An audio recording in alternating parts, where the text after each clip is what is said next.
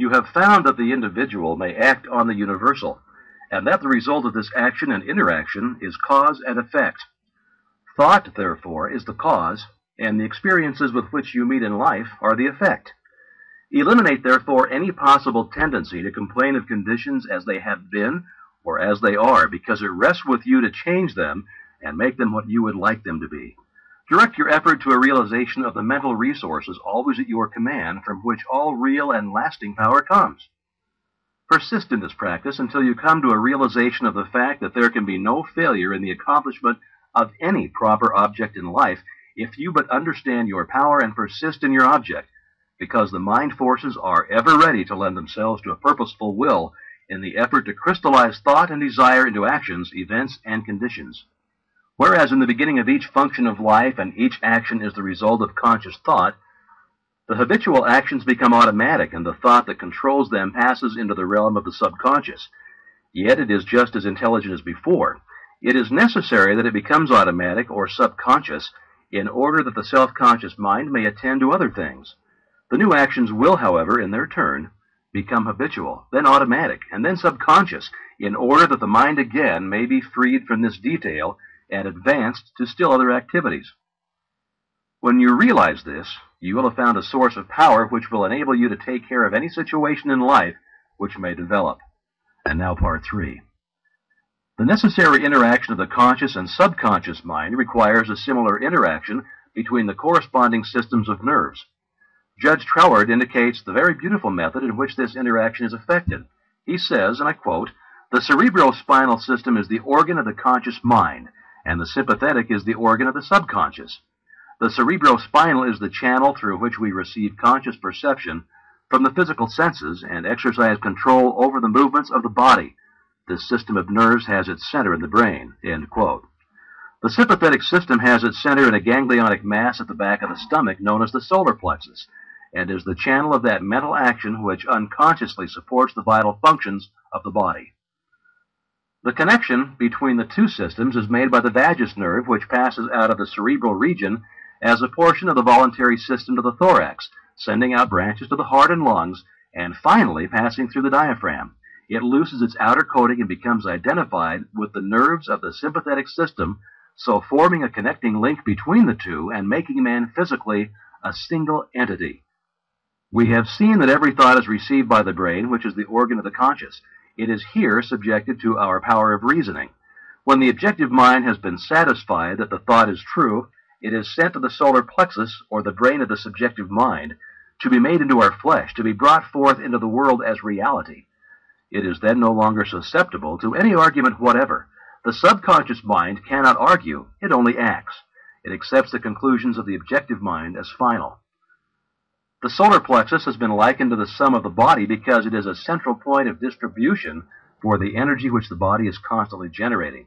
This energy is very real energy, and this sun is a very real sun, and the energy is being distributed by very real nerves to all parts of the body and is thrown off in an atmosphere which envelops the body.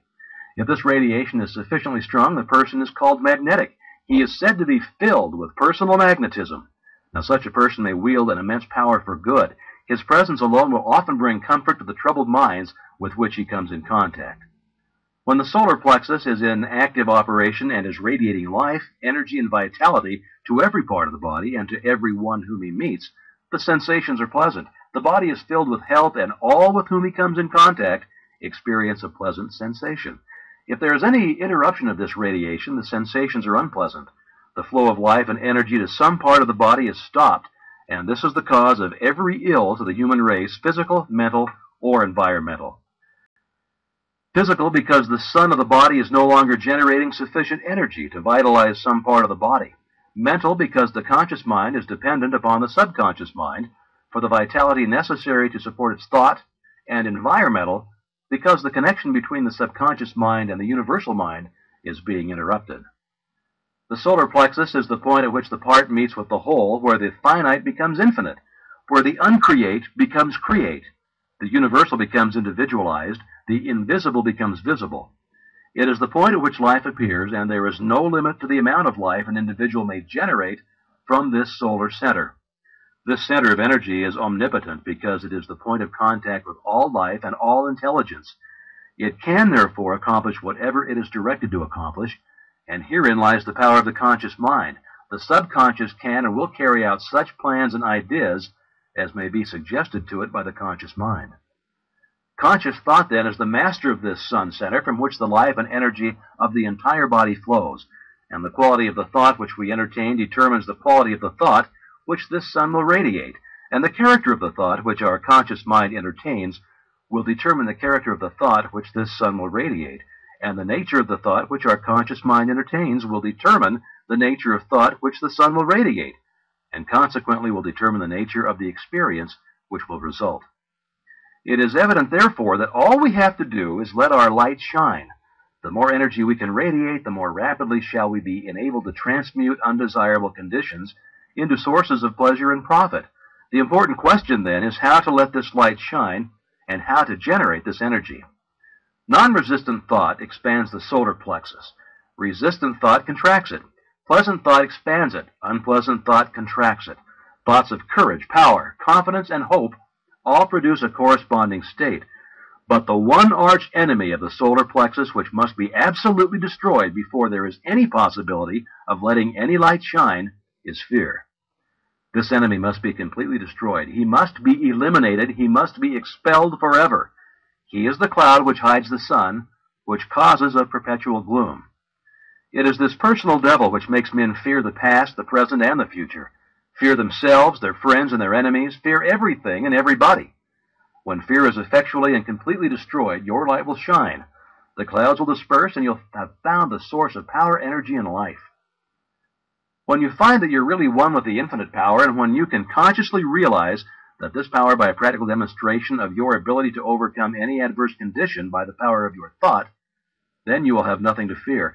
Fear will have been destroyed, and you will have come into possession of your birthright. It is our attitude of mind toward life which determines the experiences with which we are to meet. If we expect nothing, we shall have nothing. If we demand much, we shall receive the greater portion. The world is harsh only as we fail to assert ourselves. The criticism of the world is bitter only to those who cannot compel room for their ideas. It is fear of this criticism that causes many ideas to fail to see the light of day. But the man who knows that he has a solar plexus will not fear criticism or anything else. He will be too busy radiating courage, confidence, and power. He will anticipate success by his mental attitude. He will pound barriers to pieces. He will leap over the chasm of doubt and hesitation which fear places in his path.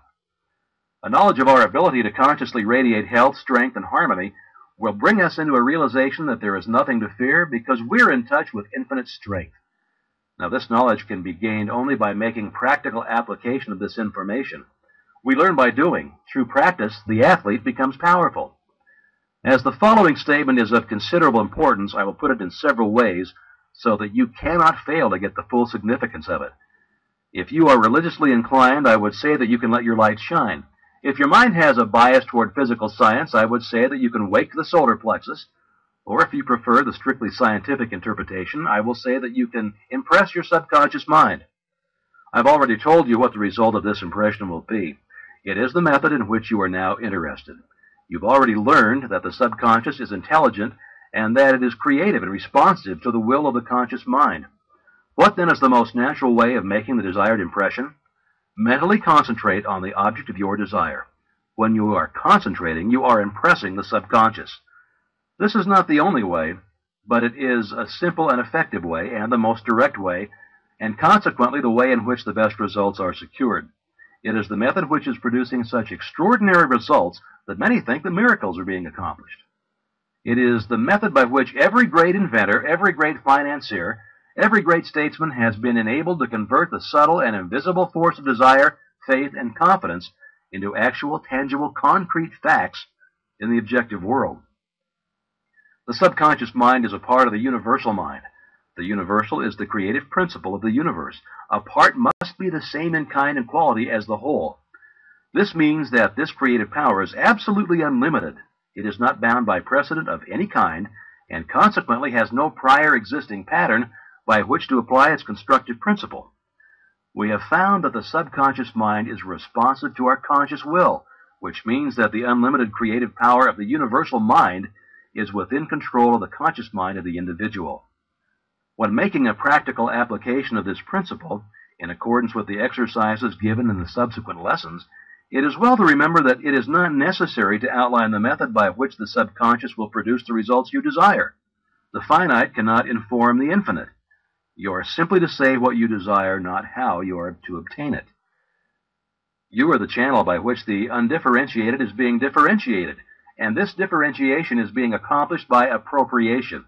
It only requires recognition to set causes in motion, which will bring about results in accordance with your desire, and this is accomplished because the universal can act only through the individual, and the individual can act only through the universal. They are one.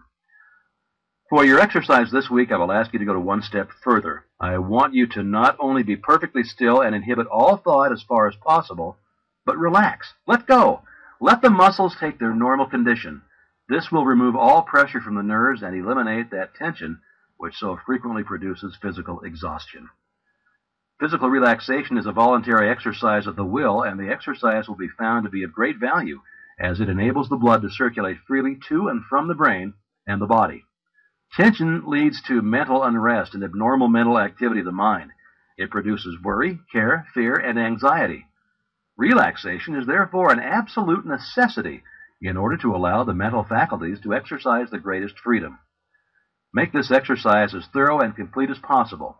Mentally determine that you will relax every muscle and nerve until you feel quiet and restful and at peace with yourself and the world. The solar plexus will then be ready to function, and you're going to be very surprised at the result.